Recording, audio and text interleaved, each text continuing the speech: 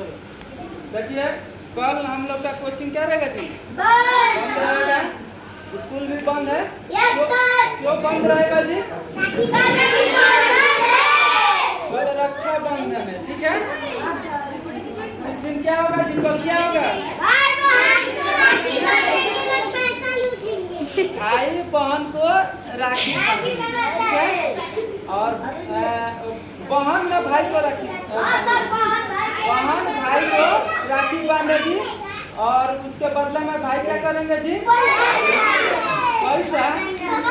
देखिए, जो ये राखी का त्योहार है रक्षाबंधन का, इसको हम लोग क्या समझ रहे हैं जी कि लड़की सब समझते हैं कि आज पैसा मिलेगा ना जी रक्षाबंधन, लेकिन वो पैसा के लिए त्योहार नहीं है। हम लोग ऐसा इसलिए समझते हैं क्योंकि उसका मतलब हम लोग नहीं समझ पाए। बस समझ में आ रहा जी? रक्षाबंधन का मेन त्योहार जो पर्व है रक्षाबंधन, ये त्योहार, इसका मेन उद्देश्य यह है कि बहन का हिफाजत कौन करेगा जी? भाई। जब भी बहन को कोई भी समस्या हो तो उसका भाई उसके साथ खड़ा होगा।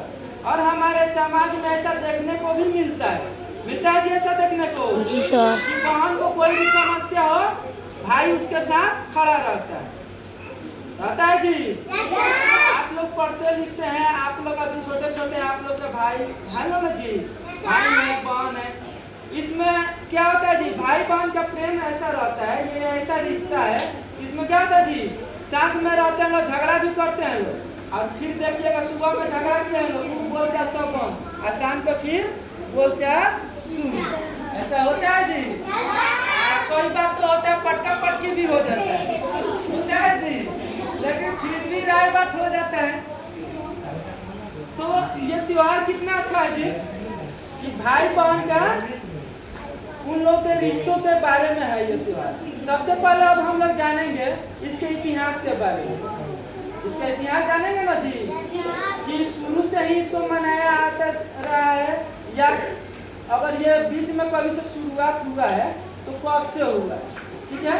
तो सबसे प्राचीन इसका जो हम लोग को जानकारी मिलता है कि एक नाम थे राजा बलि। बलि नाम के राजा थे। बलि नाम के क्या था जी? राजा थे। रामायण में बाली है, अब वो क्या है जी? बलि, ठीक है। तो रामायण वाला बाली मत समझ लीजिए, ठीक है, वो बाली दूसरे हैं। तो राजा बलि थे, उन्होंने क्या किया था जी?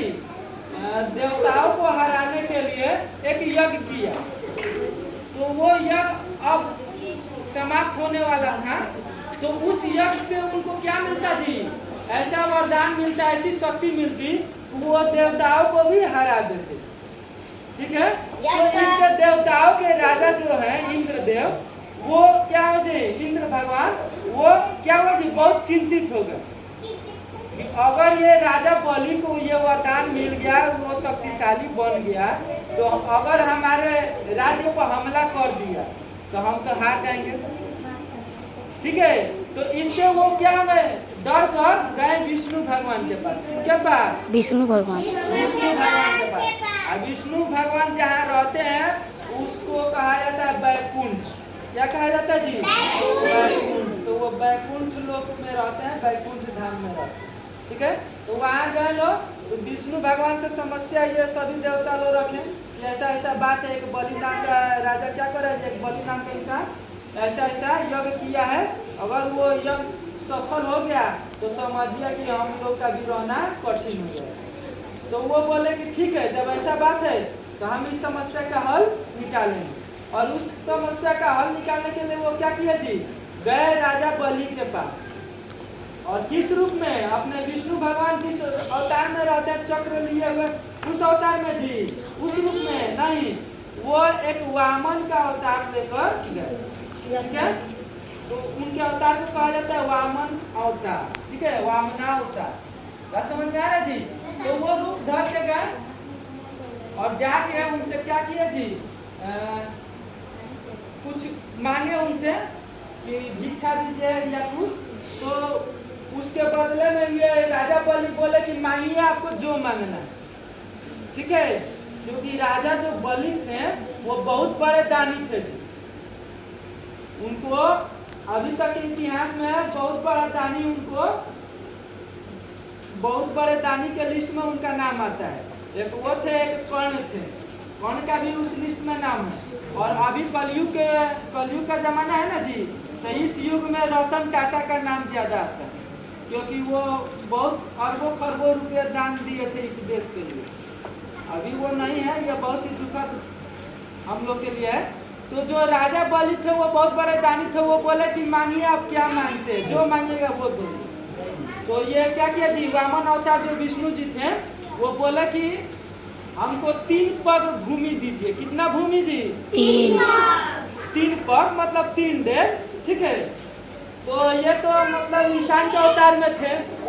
तो ये राजा बलि बोले कि हम इनको मांगने के लिए बोले, ये हमसे महल या कोई पूरा राज्य मांगते, तो हम सोचते ये तो 3 डेढ़ पर जमीन मांगे हैं, 3 डेढ़ भूमि मांगे हैं, ये कौन मुश्किल काम है जी। बोले कि ठीक है आप नाप लीजिए 3 डेढ़, अगर आपको फान कर नापना है तो फान कर नाप लीजिए, ज्यादा अगर चाहिए तो फानेंगे ना जी, इधर में थोड़ा दूर जाएंगे। तो वो क्या किया जी, बोले कि ठीक है आप नाप लीजिए। तो ये क्या किया जी, वामन अवतार थे विष्णु जी, ये अपना आकार बढ़ाए, ठीक है, और आकार अपना इतना बढ़ाए कि 1 पग में ही भूमि पूरा ये पृथ्वी लोग नाप लिए, एक पैर, ठीक है। और दूसरा पैर कहाँ रख दिया जी, आकाश में, तो आकाश भी खत्म, भी ना पा गया, अब कुछ बचा ही नहीं। तो राजा बलि समझ गए, क्या समझ गए जी, ये कि ये कोई साधारण इंसान नहीं है, ये जरूर विष्णु जी हैं, ठीक है। तो वो बोले क्या कि हमको क्षमा कर दीजिए, ठीक है। तो ये बोले विष्णु जी जो वामन अवतार में थे, ये बोले कि नहीं हम तीसरा पैर अब बताइए कहाँ रखेंगे, आप तो बोले थे 3 पग भूमि देने को ना जी, 3 पग, तो अब बताइए तीसरा पैर कहाँ रखें। तो वो बोले क्या, राजा बलि दुविधा में पड़ गए। तो ये विनम्र भाव से नतमस्तक होकर उनके आगे उनके चरणों में गिर गए और बोले कि हमको माफ कर दीजिए, और तीसरा पैर जो हम वचन दिए हैं, आप तीसरा पैर हमारे सिर पर कहाँ रखिए, सिर पर। तो उन्होंने क्या किया जी, उनके सिर पे रखे, तो वो सिर पे रखे, तो ये क्या हुए जी, ये चल गए रसातल में, बता लो, ठीक है। तो रसातल में चल गए वहाँ।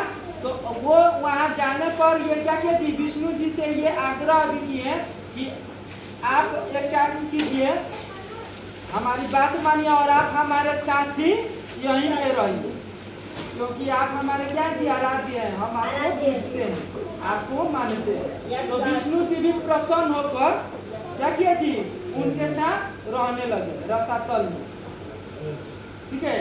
तो अब ये लक्ष्मी जी जो विष्णु जी की पत्नी है ना जी, लक्ष्मी जी, वो चिंतित हो गए कि विष्णु जी कहाँ हैं, और ठीक है। तो वो क्या किया, पता लगाई, तो ऐसा बात है, वो रसातल में रह रहे हैं राजा बलि के साथ। तो अब ये क्या की जी, ये उनको छुड़ाने के लिए, वहां से वापस लाने के लिए ये एक क्या बूढ़ी औरतों का वेश धर के गई, और वहां जाके राजा बलि को क्या की जी, राखी बांधी। तो पहला वर्णन यही मिलता है कि पहला राखी किसने बांधा जी, लक्ष्मी जी ने बांधा। किसको बांधा, राजा बलि। और राजा बलि ने उसके उपहार के तौर पर बोला कि आप मांगिए जो मांगिएगा, ठीक है। तो ये बोलेगा कि मेरे जो स्वामी है विष्णु जी, इनको आप छोड़ दीजिए, हमारे साथ जाने की अनुमति दे दीजिए। तो वो बोले कि ठीक है हम अनुमति देते हैं। तो वो अनुमति दिए, तो वहीं से विष्णु जी फिर वापस बैकुंठ धाम गए।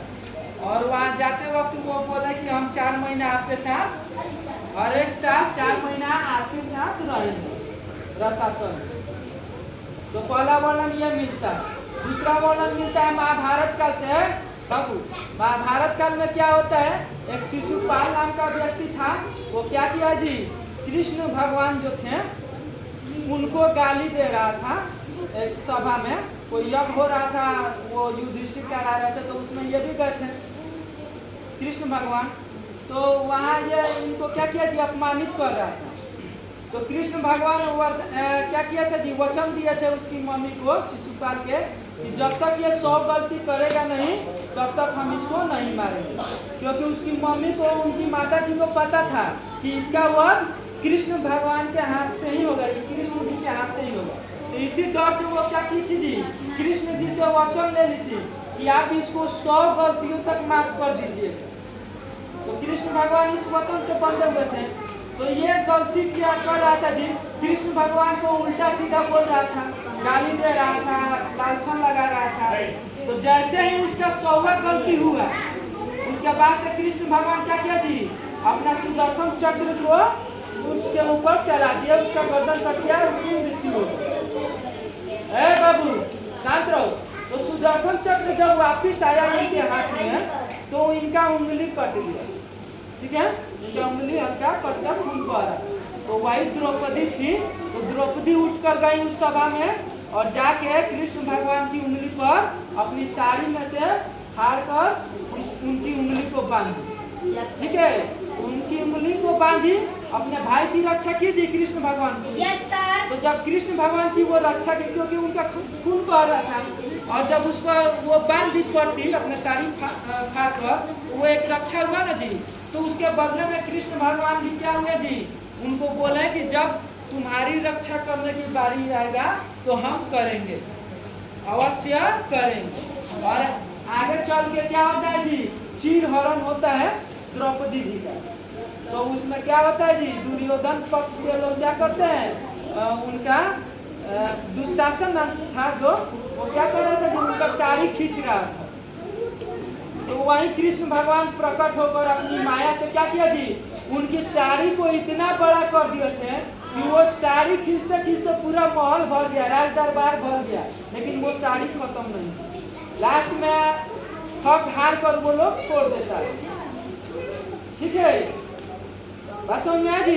तो कृष्ण भगवान अपनी बहन की रक्षा किए थे कि नहीं किए थे जी, किए थे। तो उसी को देखकर बाद में क्या हुआ जी, सब कोई इसको, प्रत्येक जन में ये भावना आ गई कि हम लोग भी क्या करेंगे जी, अपने भाई को रक्षा बंधन बांधेंगे, ताकि हम पर भी जब कोई मुसीबत आए तो हमारा भाई हमारे साथ खड़ा हो। बात समझ में आ रहा जी। और बहन भी क्या करती है जी, बहन भी ये वचन देती है, बहन से क्या चाहिए जी भाई को, कि बहन कोई ऐसा कर्म नहीं करे जिससे भाई के माता पिता का सिर क्या हो जी, समाज में नीचा हो। समझ में आ रहा जी। तो आजकल ऐसा गलती बहुत हो रहा है हम लोग का समाज में, क्यों, क्योंकि जानकारी नहीं है, उस तरह का शिक्षा नहीं मिल पा रहा, ठीक है। लड़कियों को समझाना बेहद जरूरी है, यस सर, और उससे भी ज्यादा जरूरी है लड़कों को समझाना, यस सर। क्योंकि हम लोग क्या करते हैं जी, लड़कियां वचन क्या लेती हैं रक्षाबंधन के दिन, कि आप हमारी रक्षा कीजिए, ठीक है।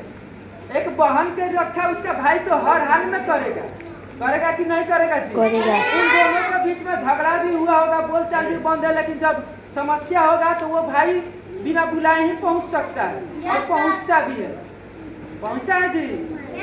तो बहन की रक्षा भाई हमेशा करेगा, लेकिन हम ये चाहते हैं, और ये एक विचार बहुत चल भी रहा है, कि बहनों को क्या चाहिए जी, अपने भाई से ये भी मांगना चाहिए कि वो दूसरों की बहन की भी रक्षा करे। क्या समझ में आ रहा जी। क्योंकि हो क्या रहा है कि हम अपनी बहन की रक्षा करने को तो वचन दिए हैं, दूसरों की बहन की रक्षा करने को वचन थोड़े दिए हैं जी। तो दूसरों की बहन को देख रहे हैं तो उल्टा सीधा बोल रहे हैं, तो यही गड़बड़ हो जा रहा है। और वही अगर हमारी बहन हमसे ये वचन मांगेगी कि आप दूसरों की बहन की भी रक्षा कीजिएगा, दूसरों की बहन की भी इज्जत कीजिएगा, तो फिर हम लोग के समाज में ऐसा कृत्य होगा जी, ऐसा कर्म हो पाएगा, नहीं हो पाएगा। तो हम ये आशा करते हैं कि आप लोग जितनी भी लड़कियां हैं अपने भाई से ये वचन भी लीजिएगा, ठीक है। और अभी हम लोग के समाज में इस तरह इतना खुलकर बात नहीं करते हैं लोग, भाई बहन से उतने बात करते हैं ना जी, नहीं करते हैं। लेकिन भाई बहन को दोनों को अपना अपना कर्तव्य समझना चाहिए। माता पिता को भी चाहिए कि इस रक्षाबंधन त्योहार के बारे में समझाएं, ठीक है। और माँ शारदा पब्लिक स्कूल या माँ शारदा कोचिंग सेंटर इस चीज में कभी पीछे नहीं हटता है और ना ही कभी हटेगा, ठीक है। क्योंकि समाज में देखिए असल शिक्षा वही है जो हमें समाज में रहना, बोलना, उठना, बैठना सिखाए। ठीक है, बढ़िया बढ़िया इंजीनियर को देखिएगा उसको लोग गाली भी देता है। बढ़िया बढ़िया अनपढ़ आदमी को देखिएगा उसको सब लोग कहता है बहुत अच्छा इंसान। ठीक है, तो रक्षाबंधन के दिन आप लोग क्या कीजिएगा जी, अपने अपने भाई को राखी बांधिएगा।